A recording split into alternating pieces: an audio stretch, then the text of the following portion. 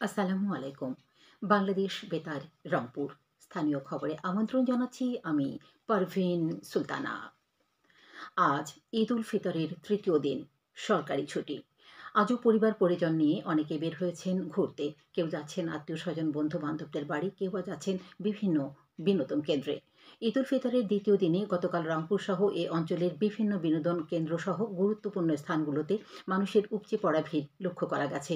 পরিবার পরিজন নিয়ে তারা ভাসছেন ছুটির আমেজে। গতকাল রংপুরের বিভিন্ন বিনোদন কেন্দ্রে উপচে পড়া ভিড় লক্ষ্য করা গেছে। নগরীর বিনোদন উদ্যান, চিড়িয়াখানা ঘুরে দেখা যায় পিতামাতারা শিশুদের নিয়ে এসেছেন সেখানে। শিশুদের কলকাকলিতে ভরে উঠেছে চিড়িয়াখানা চত্বর। এছাড়া নগরীর তাজহাট জমিদার বাড়ি ও জাদুঘর, প্রয়াস সেনা বিনোদন পার্ক, চিকলি পার্ক, কালেক্টরেট, সুরভি উদ্যান, টাউন হল চত্বর সহ সব স্থানেই বিনোদন পিয়াসী মানুষের ঢল নামে। একই চিত্র দেখা যায় ভিন্ন জগৎ, আনন্দনগর, মহিপুর ঘাট, অবসর, মায়াভুবন, তিস্তা সড়ক সেতু পয়েন্টেও। পবিত্র ঈদ উল ফিতর উপলক্ষে লালমনিরহাটের পাটগ্রাম উপজেলার বুড়িমারি স্থলবন্দর, দহগ্রাম আঙ্গরপোতা, হাতীবান্ধা উপজেলার তিস্তা সেচ প্রকল্প, শালবন, কালীগঞ্জের জমিদার বাড়ি, লালমনিরহাটের বিমান বাহিনী এলাকা ও তিস্তার রেল সেতু এলাকায় ভ্রমণ পিপাসুদের উপচে পড়া ভিড় লক্ষ্য করা গেছে। কুড়িগ্রামেও উৎসবের আমেজে কাটছে ঈদ উল ফিতরের তৃতীয় দিন। জেলার রৌমারী উপজেলায় আজও লোকজন আনন্দের খোঁজে ভিড় করছেন ব্রহ্মপুত্র নদীর তীর, স্থলবন্দর, বাংলাদেশ ভারত সীমান্ত এলাকা, বড়াইবাড়ি স্মৃতিস্তম্ভ সহ মিনি রিসোর্টগুলোতে। নানা বয়সের মানুষ দলে দলে কেউ বা পরিবার পরিজন নিয়ে ছুটছেন এসব স্থানে। জয়পুরহাটে গতকালের মতো আজও ঈদ উৎসবে বাড়তি আনন্দ হিসেবে প্রিয়জন সহ বিভিন্ন স্থানে ভ্রমণ করছেন নানা বয়সী মানুষ।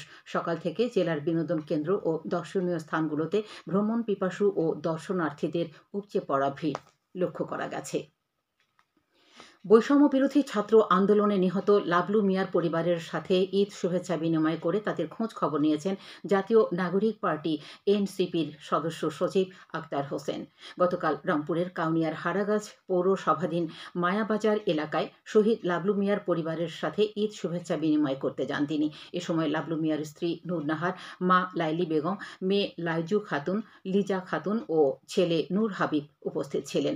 গত ৫ আগস্ট ঢাকার উত্তরা আজিমপুর এলাকায় বৈষম্য বিরোধী ছাত্র আন্দোলনের মিছিল নিয়ে যাওয়ার সময় পুলিশের গুলিতে নিহত হন লাবলু মিয়া।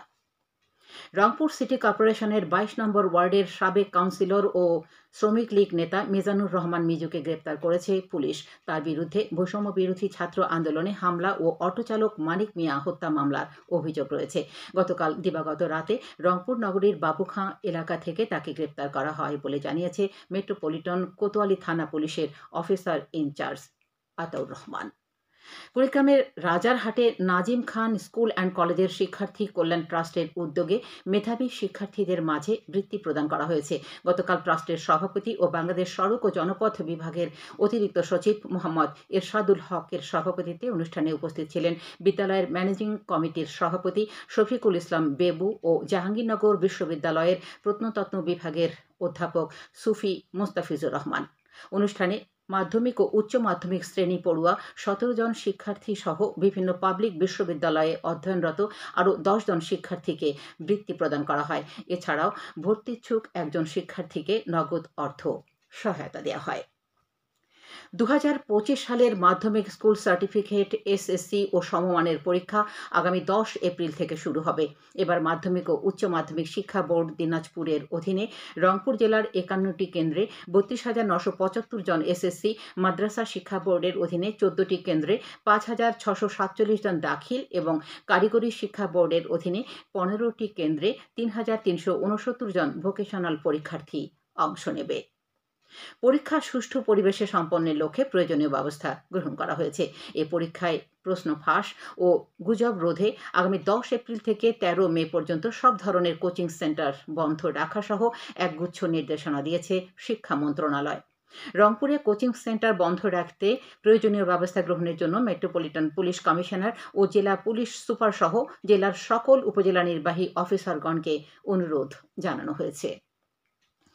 ঈদ উল ফিতরকে ঘিরে জয়পুরহাটের রামদেও বাজলা সরকারি উচ্চ বিদ্যালয়ে শুরু হয়েছে Ramdev Bajla premier cricket league. গতকাল এই প্রিমিয়ার লিগের উদ্বোধন করেন পরিকল্পনা মন্ত্রণালয়ের যুগ্ম সচিব গোলাম মোসাদ্দেক পলাশ ও বিএনপির রাজশাহী বিভাগীয় সহ সাংগঠনিক সম্পাদক AHM ওবায়দুর রহমান চন্দন।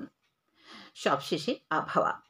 আজ সন্ধে ৬টা পর্যন্ত পূর্বাভাসে বলা হয়েছে দেশের অভ্যন্তরীণ নদী বন্দরগুলোর জন্য কোনো সতর্কবাণী নেই এবং কোনো সংকেতও দেখাতে হবে না। খবর শেষ হলো। আমাদের পরবর্তী স্থানীয় খবর প্রচারিত হবে সন্ধে ৭টায়।